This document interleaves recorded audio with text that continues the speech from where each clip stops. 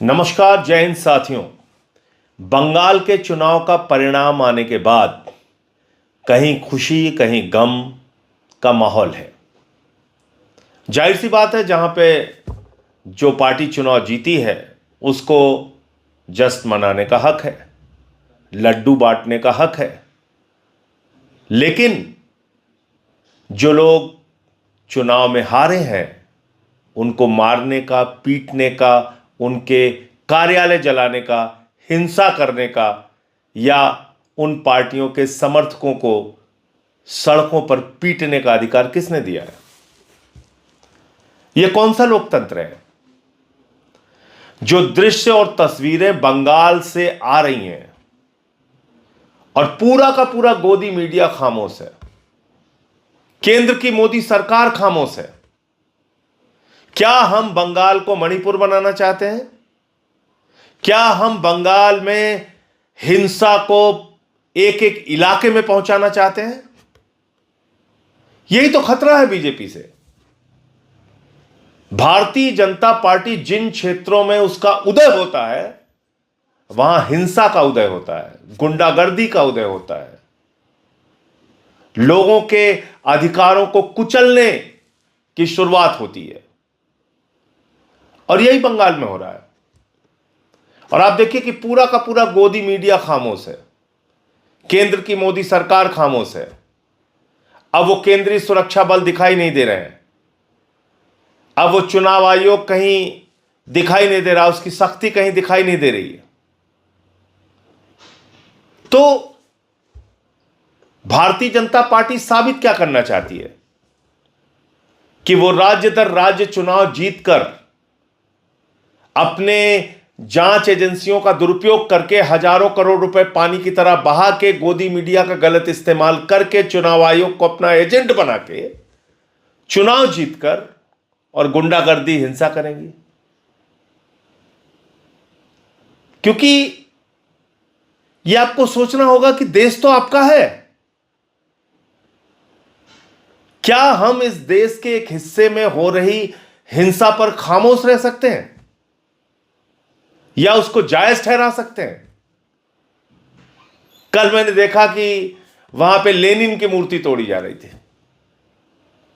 वहां मैंने देखा कि किस तरीके से बंगाल में टीएमसी के कार्यालय जलाए जा रहे हैं, टीएमसी के कार्यकर्ताओं को दौड़ा दौड़ा के मारा जा रहा है। ममता बनर्जी की एक रिश्तेदार पोलिंग बूथ पे जा रही हैं, उनको भाजपा के गुंडे अपमानित कर रहे हैं। तो इससे बंगाल मजबूत होगा क्या? इससे यह देश मजबूत होगा क्या?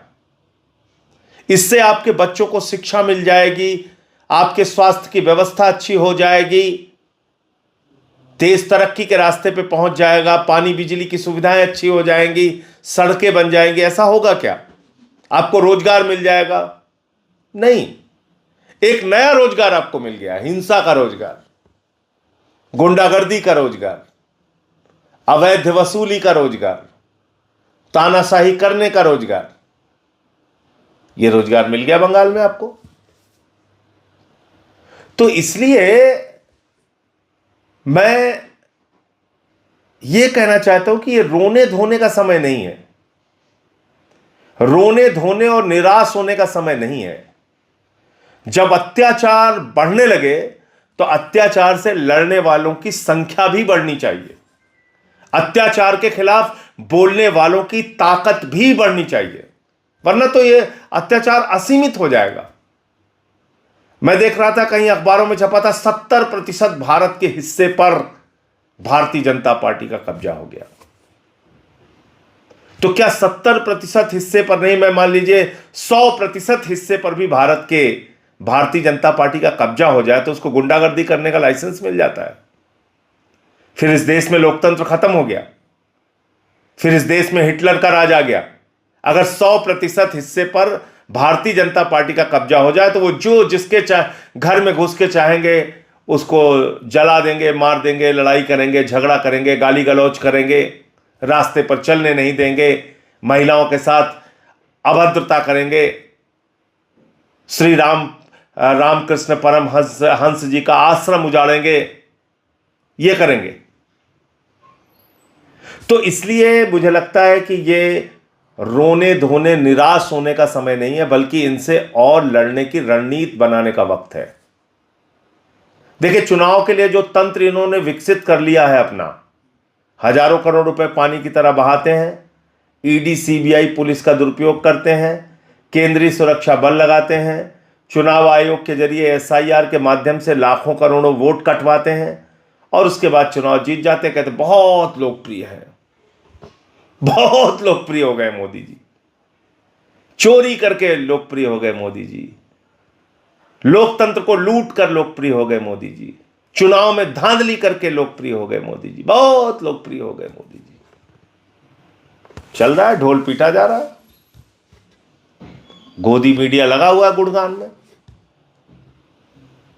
लेकिन इस तरह से इस देश की जो खूबसूरती है, विविधता में एकता, भारत की विशेषता जो है वो खत्म हो जाएगी निश्चित तौर पे, ये मान के चलिए। इतना विभाजन कर दिया इन्होंने समाज के अंदर कि बहुत मुश्किल वक्त है। इसमें आप सबको एकजुट होकर इनके खिलाफ आवाज उठानी पड़ेगी। किसान आंदोलन इस बात का उदाहरण है। 1 साल तक देश के किसानों ने बगैर किसी राजनीतिक दल के सपोर्ट के, हम लोगों ने पार्लियामेंट में सपोर्ट किया वो अलग बात है, लेकिन बिना किसी राजनीतिक दल के समर्थन के अपनी किसानों की शक्ति की बदौलत मोदी जी की इतनी बड़ी तानाशाह सरकार को झुकाने के लिए मजबूर किया किसान आंदोलन ने। ऐसा ही कुछ बड़ा आंदोलन इस देश में चुनाव की निष्पक्षता को बनाने के लिए खड़ा करना पड़ेगा।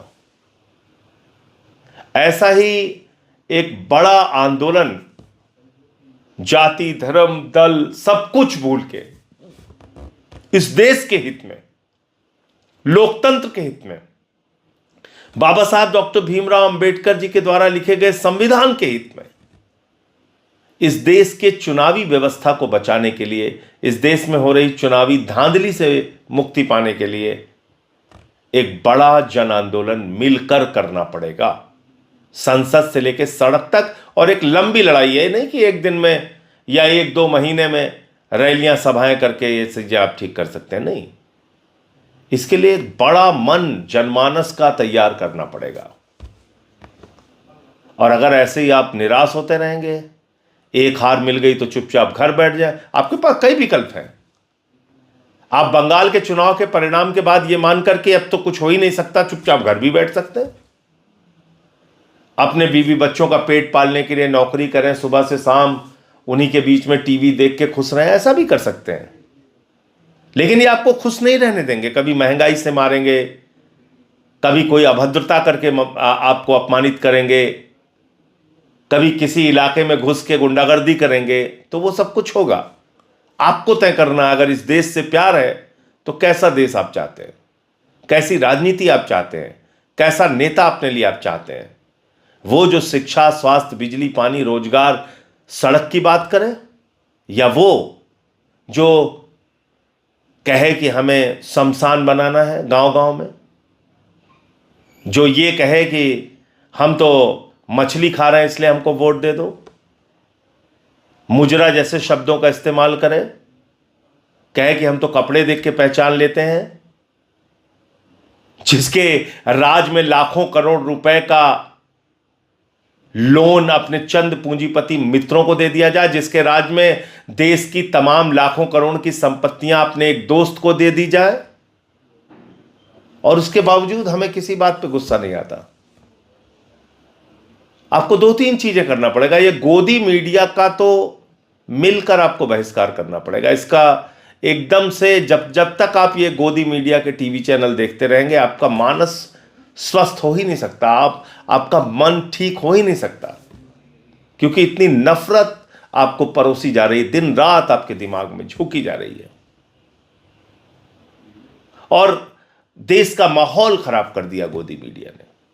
आपको रणनीति बनानी पड़ेगी कि कैसे चुनाव निष्पक्ष हो इस देश के अंदर, कैसे लोकतंत्र के अंदर अपनी भागीदारी जनता ईमानदारी से सुनिश्चित कर सके।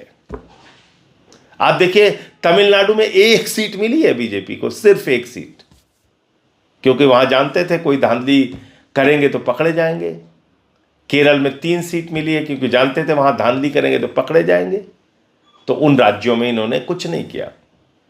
तो आपके पास जैसा मैंने कहा कि कई तरह के ऑप्शन हैं, कई तरह के विकल्प खुले हुए हैं। एक विकल्प ये भी है कि इन सब परिस्थितियों को देख के आप आंख पर पट्टी बांध के चुपचाप घरों पर बैठ जाइए, या फिर सड़कों पर निकलकर इनके खिलाफ आवाज़ उठाइए, सोशल मीडिया के जरिए आवाज़ उठाइए, या फिर आप कुछ ना कुछ तो 10 मिनट देश के बारे में सोचिए और क्या बेहतर कर सकते हैं वो सोचिए। अगर आपको लगता है कि इस प्रकार की हिंदू मुसलमान की राजनीति, हिंसा की राजनीति, जातियों के बीच में भेद पैदा करने की राजनीति अच्छी है देश के लिए, तो फिर ठीक है, फिर तो जैसा चल रहा है वैसे चलेगा। आप बेरोजगारी की मार झेलते रहेंगे, किसानों को उनके फसल का दाम नहीं मिलेगा, अग्निवीर की योजना के जरिए आपका हक मारा जाएगा, देश के चंद पूंजीपतियों के हाथ देश का सौदा किया जाएगा, काला धन लूट लूट के इस देश से लोग फरार हो जाएंगे। ये तो होता रहेगा, महंगाई आसमान पे जाएगी, और इन सब के बावजूद ये बताया जाएगा कि महामानव है, महामानव है, महामानव है, और उसके राज में आप चुप रहिए और खुश रहिए। या फिर दूसरा ऑप्शन ये है कि जैसे इस देश के क्रांतिकारियों ने अंग्रेजों के 190 साल के शासन में, जिन अंग्रेजों का सूरज नहीं डूबता था का मतलब पूरब से लेके पश्चिम तक, उत्तर से लेके दक्षिण तक, हर जगह पूरी दुनिया में अंग्रेजों का राज होता था। वो शक्तिशाली अंग्रेजों का शासन, उस समय भी कुछ लोग थे जो अंग्रेजों के सिपाही बन के उनके इशारे पे नाचते थे, अंग्रेजों के लिए काम करते थे, अंग्रेजों के कहने पे अपने हिंदुस्तानी क्रांतिकारियों के ऊपर कोड़े बरसाते थे, जेल में यातनाएं देते थे। उस समय भी लोग थे। तो आप इन जो तानाशाह सरकार है मौजूदा मोदी अमित शाह की, इसका हिस्सा भी बन सकते हैं, इनके गुणगान करने के लिए, इस देश के लोगों के ऊपर कोड़े बरसाने के लिए उनके साथ खड़े हो सकते हैं। या फिर आप ये सोचिए कि 190 साल तक हमारे उन महान क्रांतिकारियों की मानसिकता क्या रही होगी, क्योंकि उनके सामने तो बिल्कुल अंधेरा था, वोट का अधिकार नहीं था, अपनी कोई सरकार नहीं थी, पैसे का कोई संसाधन नहीं था। गांव-गांव में लोगों के बीच में घूम के लोगों को संगठित किया, भारत को आजाद कराने के लिए 190 साल तक अंग्रेजों से लड़ते रहे। राष्ट्रपिता महात्मा गांधी के नेतृत्व में, नेताजी सुभाष चंद्र बोस के नेतृत्व में, शहीद आजम भगत सिंह के नेतृत्व में, शहीद खुदीराम बोस के नेतृत्व में, शहीद अशफाकुल्लाह के नेतृत्व में, एक लंबी तादाद इस देश के अंदर रही है जिन्होंने अपने प्राणों की आहुति देकर इस देश को बचाया और आजाद कराया। निराश नहीं हुए, घर नहीं बैठे, ये नहीं माना कि हमको गुलामी का ही जीवन जीना है। तो अगर आपको लगता है कि सरकार की तानाशाही से आपको मुक्ति पानी है, अगर आपको लगता है इस देश के लोकतंत्र का गला घोट दिया गया है, अगर आपको लगता है कि चुनावी तंत्र पे भारतीय जनता पार्टी का कब्जा हो चुका है और जैसे ये लोग चुनाव लड़ रहे हैं, मैंने आपको फिर से कहा, ईडी, सीबीआई, पुलिस का दुरुपयोग करके, चुनाव आयोग ज्ञानेश कुमार का दुरुपयोग करके, हजारों करोड़ रुपए पानी की तरह बहा के और पूरी की पूरी सरकारी तंत्र के ऊपर कब्जा करके, इस तरह से लाखों वोटों की हेरा फेरी करके जैसे बीजेपी चुनाव जीत रही है, अगर ये चलता रहा तो राज्य ये चुनाव जीतते जाएंगे, तानाशाही को बढ़ाते जाएंगे, गुंडागर्दी को बढ़ाते जाएंगे। और अगर आपको इनकी तानाशाही के खिलाफ लड़ना है तो सड़क से लेकर संसद तक आवाज़ उठानी पड़ेगी, और पहली आवाज़ तो होनी चाहिए लोकतंत्र को बचाने के लिए, चुनाव को बचाने के लिए, निष्पक्ष चुनाव देश के अंदर कराने के लिए। जय हिंद।